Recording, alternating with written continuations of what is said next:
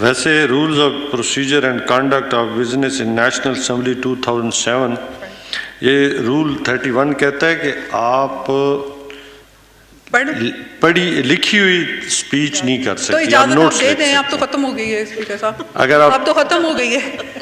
ویسے میں آپ کی معلومات کے لیے کہ آپ کو پتہ ہونا چاہیے کہ رول 31 سب رول 2 کہتا ہے کہ expect with the permission of the speaker a member may not read his speech but may refresh his memory by reference to his notes.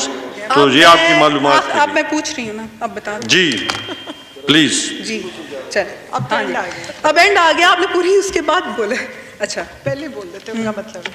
جس دیش میں آٹے چینے کا بحران فلک تک جا پہنچے, جس دیش میں بجلی پانی کا فقدان حلق تک جا پہنچے, جس دیش کے ہر چوراہے پر دو چار بھکاری پھرتے ہوں, جس دیش میں روز جہازوں سے امدادی تھیلے گرتے ہوں, جس دیش میں غربت ماؤں سے بچے نہ لائی ہو, جس دیش میں دولت شرفا سے ناجائز کام کراتی ہو, جس دیش کے عہدے داروں سے عہدے نہ سنبھالے جاتے ہوں, جس دیش کے سادہ لو انسان وعدوں پر ہی ٹالے جاتے ہوں, اس دیش کے ہر ایک حاکم کو سولی پہ چڑھانا لازم ہے.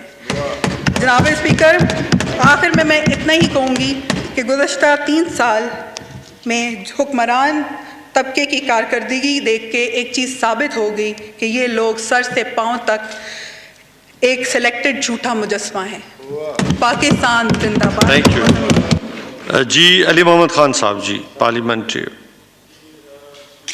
اور جہاں میری بہن نے کچھ شعر پڑھے ہیں تو ایک 2-3 شعر میں جو میرے اپنے ہیں. تنقید بھی ہوتی ہے لیکن امید بھی دینی چاہیے, اور امید کیا ہے, وہ یہ ہے کہ ہاں آج پھر جینے کو من کرتا ہے, کچھ کرنے کو من کرتا ہے. ہاں آج پھر جینے کو من کرتا ہے, کچھ کرنے کو من کرتا ہے. وہ زلف کی گھنی چھاؤں, وہ آنچل کا لہرانا, پھر تھوڑا سا مسکا کے پھر آنکھ کا چرانا. پر ظلم کے اندھے ساحل میں بدحالی کے اس عالم میں, پر ظلم کے اندھے ساحل میں بدحالی کے اس عالم میں کچھ کرنے کو من کرتا ہے. کاش میں لوٹا پاؤں ان ننھے ننھے ہاتھوں کو, کاش میں لوٹا پاؤں ان ننھے ننھے ہاتھوں کو, وہ قلم کا پکڑنا اور مٹی کا کھلونا. ہاں میں کچھ کمزور سہی, ہاں میں کچھ لاچار سہی, ہاں میں کچھ کمزور سہی, ہاں میں کچھ لاچار سہی, پر دل تو میرا زندہ ہے اور کچھ کرنے کو من کرتا ہے. پاکستان زندہ باد, عمران خان پائندہ باد.